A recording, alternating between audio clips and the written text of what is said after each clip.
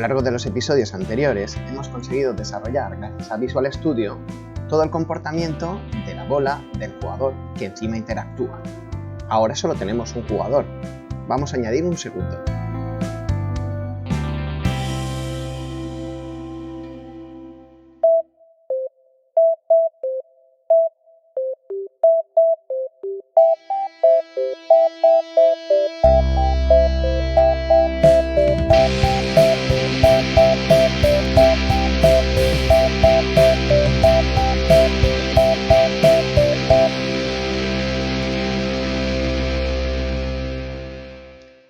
La cuestión de añadir un segundo jugador nos va a resultar realmente sencilla, porque realmente no es más que una instancia del mismo jugador con el que ya contamos. Así que directamente vamos a meternos en el entorno de Unity y vamos a replicar este player que tenemos aquí.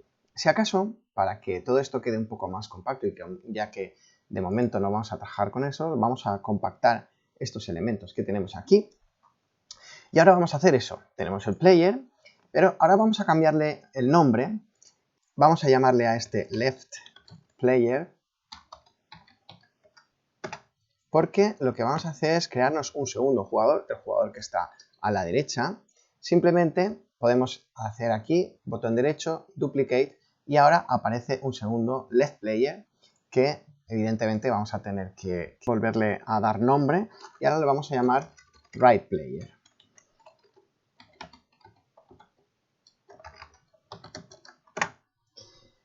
Este right player ahora mismo está situado exactamente en la misma posición que teníamos al anterior.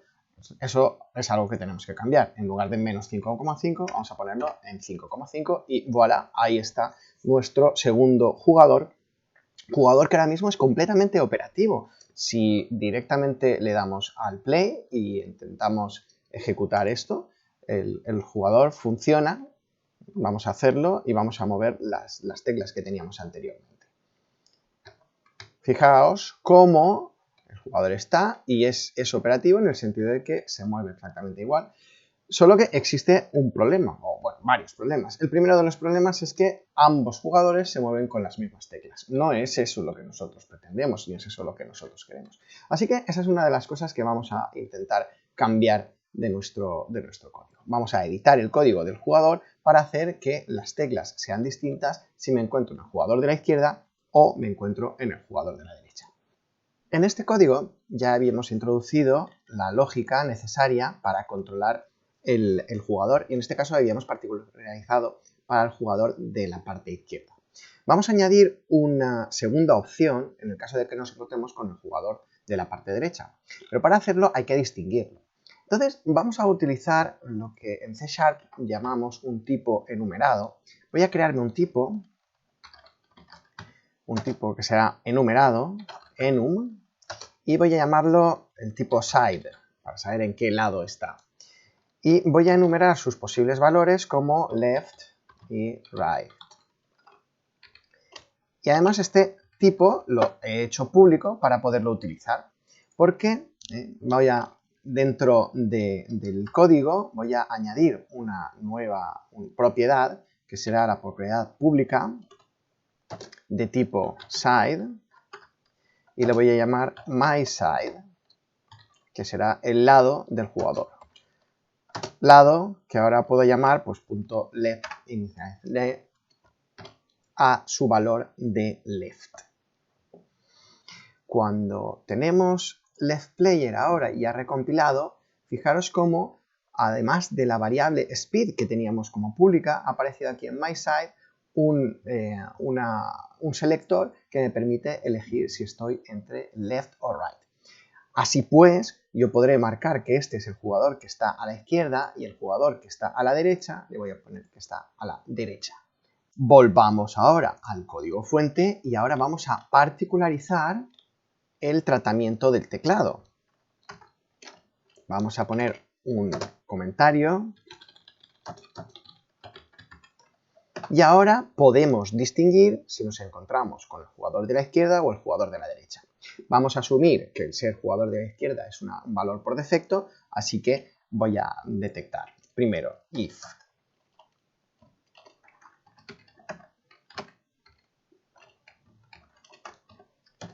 mySide es igual a, vamos a poner sideRight, que es el de la derecha, haré lo que corresponda a la derecha. Y else, indicando entonces que estoy en el caso de la izquierda, no entro ya a más, ¿vale?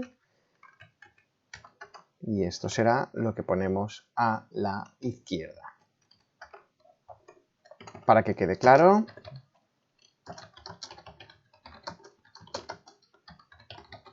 este es el jugador de la izquierda y todo lo que venga arriba va a venir para el jugador de la derecha.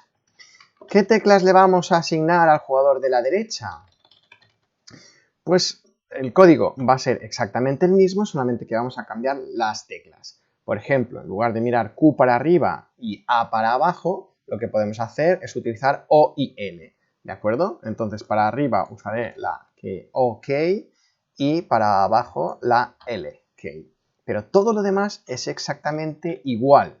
Como ya hemos distinguido que tenemos el jugador de la izquierda y el jugador de la derecha, los tenemos aquí juntos, vamos a darle al play y veremos cómo ahora realmente uno se mueve con O y L y otro se mueve con Q y A.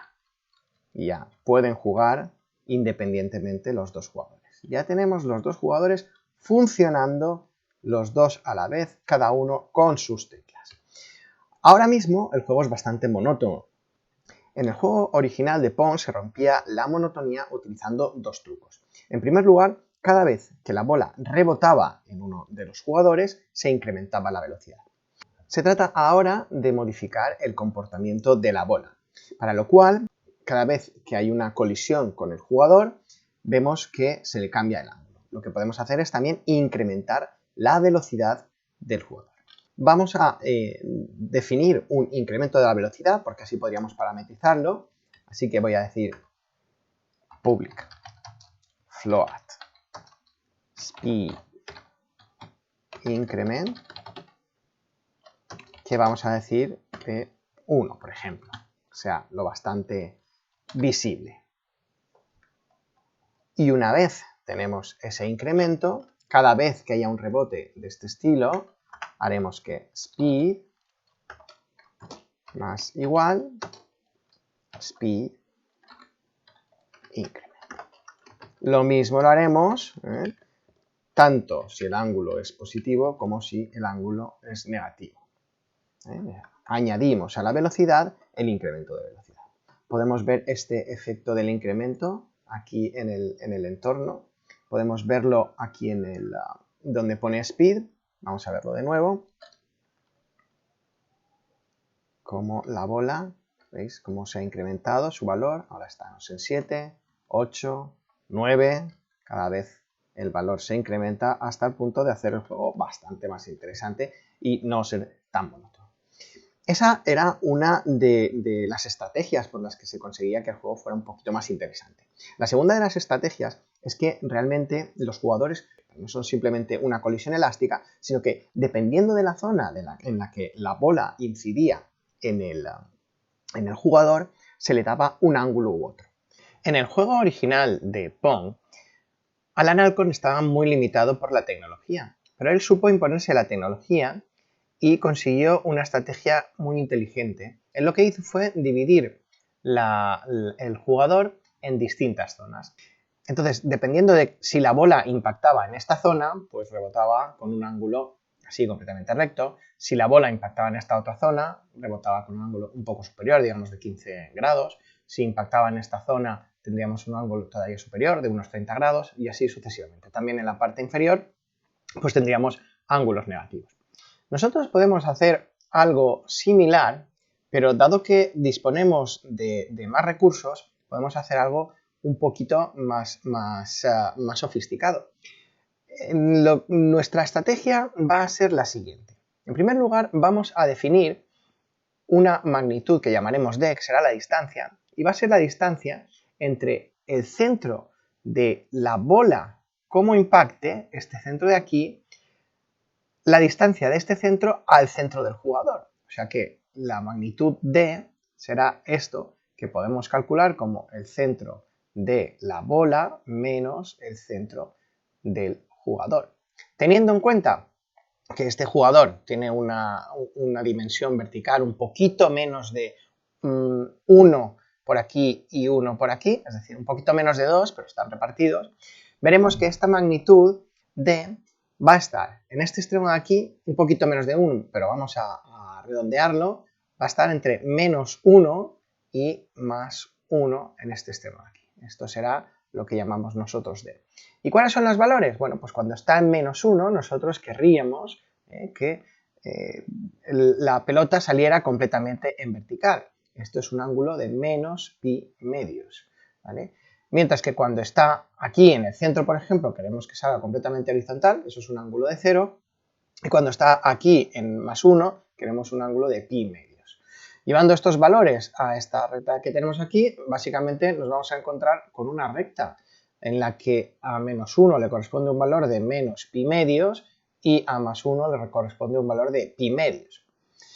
Que si lo queremos expresar en forma de fórmula, tenemos claramente que el ángulo es nada más que multiplicar pi medios por esta distancia d. Esa es la fórmula que deberíamos aplicar en este tipo de rebotes. Por norma general, es conveniente no borrar el código que se ha realizado porque podemos utilizarlo en el futuro, sino comentarlo. Así que lo que vamos a hacer es meter este código de aquí. Estos dos símbolos lo que me hacen es encerrar una parte del código y comentarlo de forma que no se lea. Y vamos a explicar qué hace esta parte del código que en principio está eliminado, pero la guardamos por si nos hace falta en el futuro. Ahora añadiremos el código para nuestro rebote controlado. Así que vamos a introducirlo.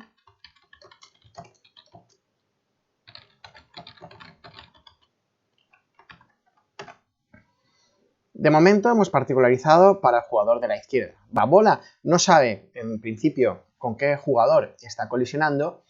Tenemos que buscarnos alguna forma de detectarlo. Lo que sí puede saber es si la colisión ha tenido lugar en X negativa o en X positiva. Eso es lo que vamos a utilizar para saber si la colisión tiene que irse hacia un lado o hacia otro. Y eso lo haremos detectando if transform.position.x es menor que 0. Entonces sabemos que estamos en la parte de la izquierda. Podemos añadir un else, que luego nos ocuparemos de él para la parte de la colisión con el jugador de la derecha. Si queréis, movemos este comentario aquí y movemos este comentario aquí. Y así sabemos qué parte del código tenemos que ocupar. Se trata ahora de codificar la función que me permita saber cuál es el ángulo de rebote con el que va a salir. Para ello necesitamos dos datos. Necesitamos mi propia posición y la posición del objeto con el cual yo colisiono. Recordad que como entrada de esta función disponemos de este parámetro collision.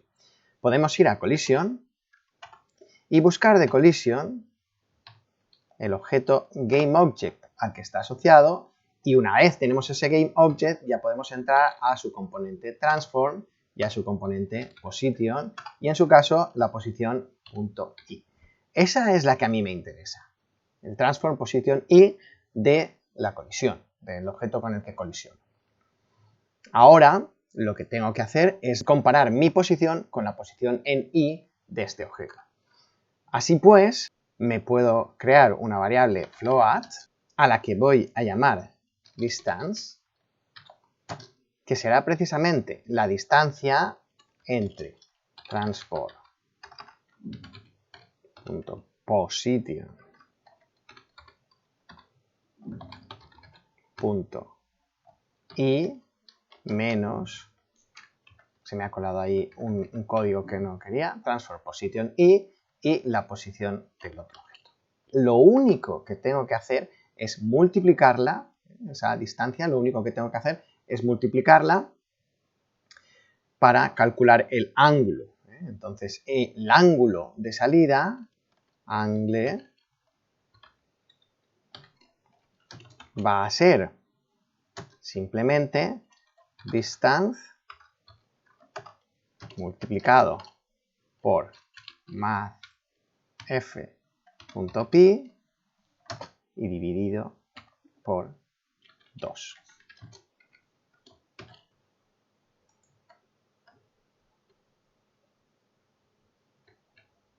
Y fijaros cómo ahora ha conseguido cambiar, el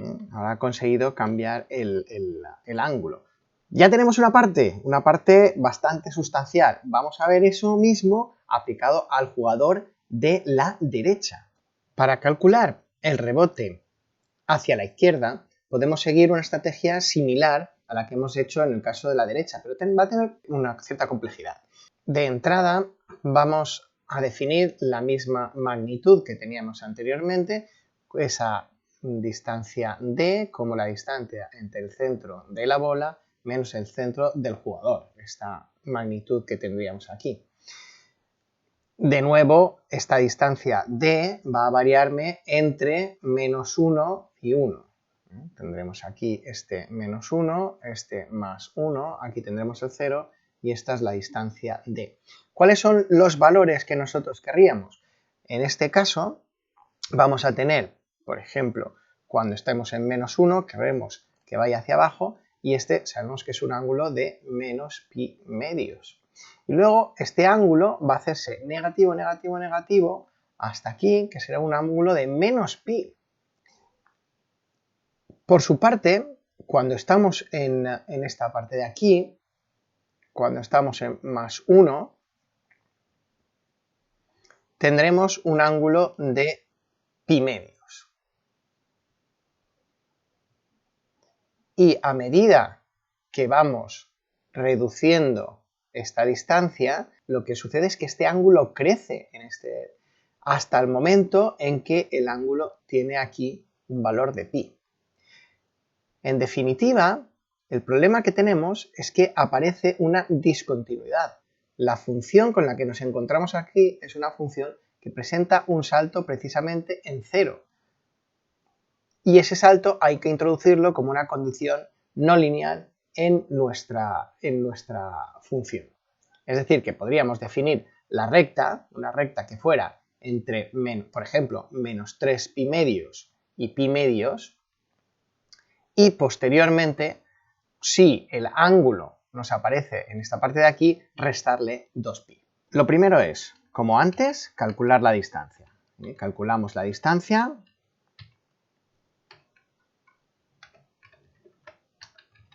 En este caso es exactamente lo mismo.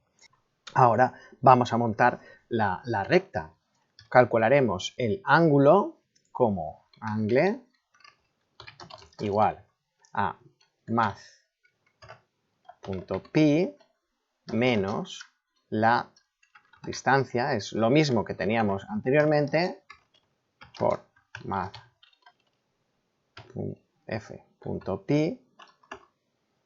dividido entre 2. El problema ahora es que esto puede superar los pi, entonces si en algún momento el ángulo supera pi, tenemos que quitarle 2pi. Vamos a hacer este ajuste, if angle mayor que mathf.pi, entonces lo que debemos hacer es angle menos igual, decrementamos ángulo en ¿cuánto? En 2pi. 2 por mathf.pi. Y no nos olvidemos de que cada vez que hacemos un rebote queremos incrementar la velocidad, tanto en este caso como en el caso anterior que se nos había pasado.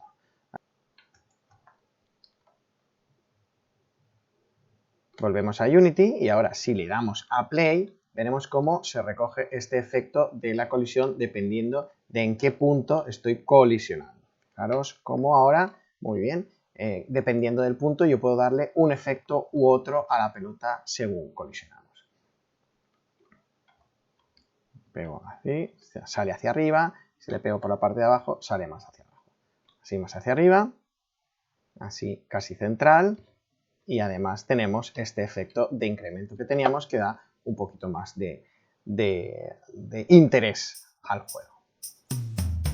En el próximo episodio cambiamos radicalmente de tercio. Vamos a diseñar sonidos que luego reproduciremos cuando la bola efectúe un rebote. Os espero.